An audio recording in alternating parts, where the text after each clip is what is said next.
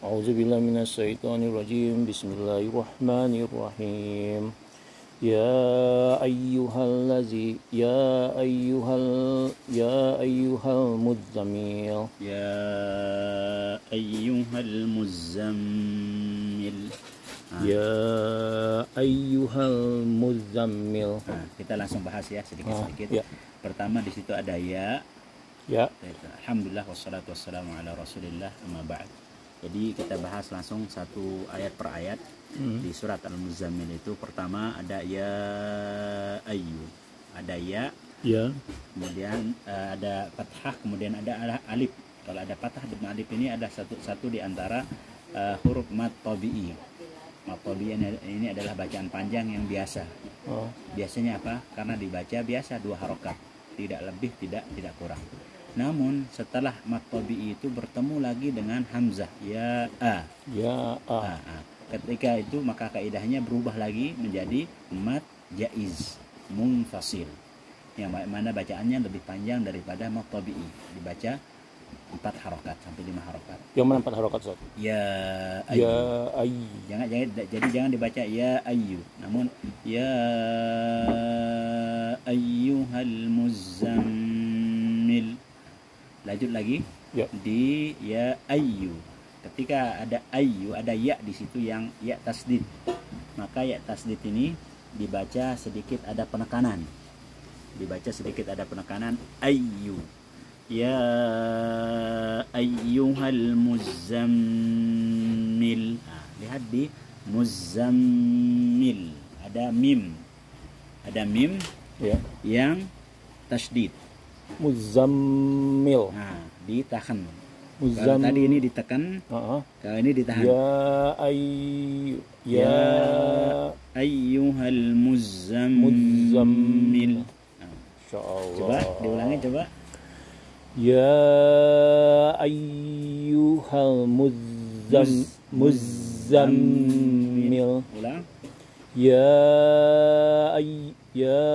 ayyuhal muzammil. Muzzam. Ya ayyuhal muzzam. Tahan habis itu zammil.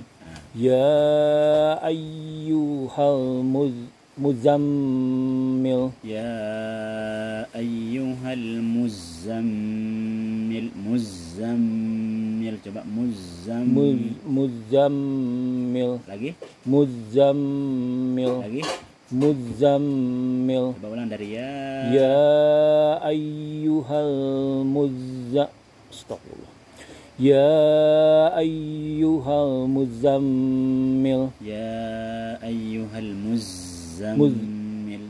Ya ayyuhal muzammil. Terus ulangi sekali lagi coba. Ya ayyuhal muzammil. Zen. Ya ayyuhal muzammil. Ya ayyuhal muzammil. Ya ayyuhal muzammil. Ini kita baru belajar ayat per ayat saja. Ini baru satu ayat aja, ditekankan untuk tahsin. Apanya istilahnya? Bacaan panjang. Keluar hurufnya. Ya, makhraj hurufnya. Juga kita tahu sifat hurufnya.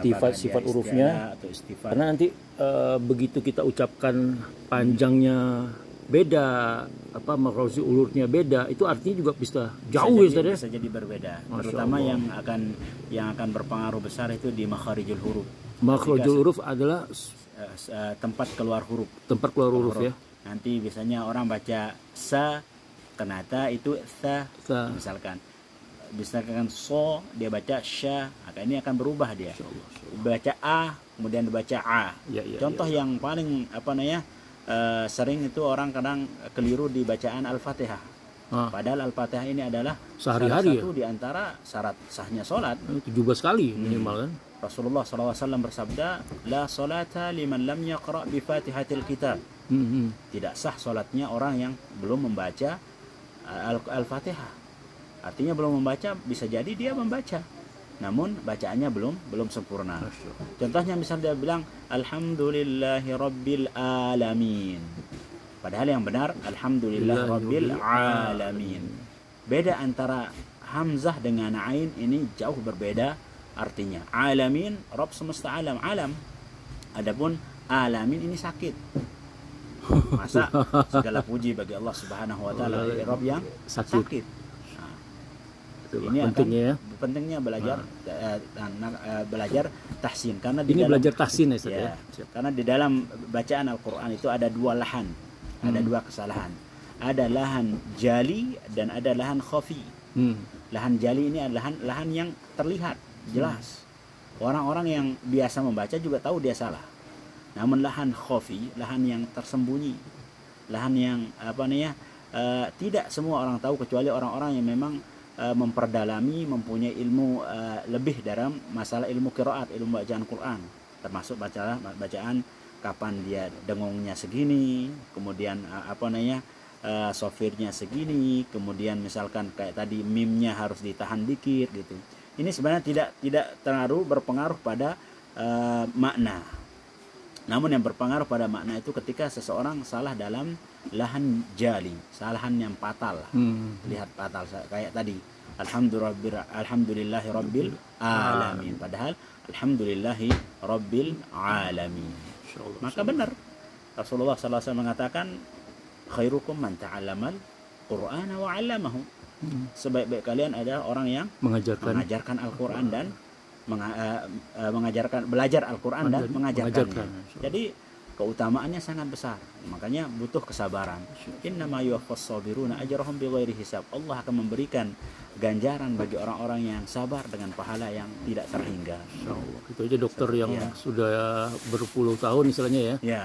Ada seorang dokter yang profesinya dokter umum, kemudian paginya dia dinas di rumah sakit umum, nanti sorenya buka praktek, masih sempat-sempatkan dirinya untuk belajar Al-Quran. Dan cita-citanya itu Ustaz yang bikin anak gemes ya. Dan nanti kalau sudah saya pensiun, saya mungkin buka taman belajar Al-Quran, bisa ajarkan anak-anak Al-Quran. Bayangkan saja satu huruf yang mereka baca, kita dapat andil. Walaupun kita tidur atau walaupun kita sudah meninggal dunia. Berkontribusi dalam kegiatan belajar dan mengajar Al-Quran Ustaz ya. Ada juga yang bertanya begitu Bang. Ustaz, bagaimana cara saya? Saya belum bisa belajar baca Al-Quran yang benar. Tidak bisa mengajarkan. Bagaimana caranya Ustaz?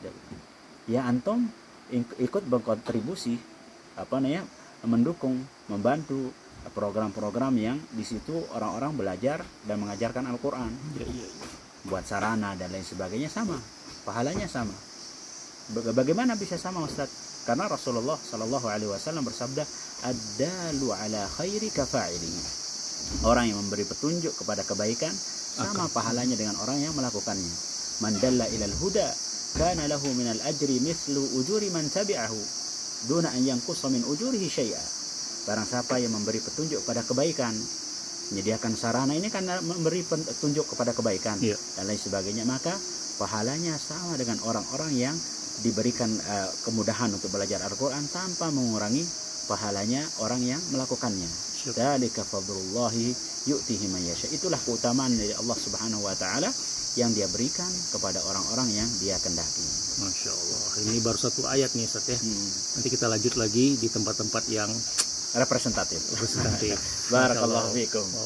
Syukran Ustaz. Kita lihatin ya kisi-kisi pemandangan ini baru di bawah Ustaz ya. Baru di ketinggian 600 di atas permukaan laut. Kita lihat tinjau. Ini apa nama tempatnya? Joben. Nah, dia ada apa Ustaz? Ada air segar situ tuh. Ada kolam renang. Insyaallah.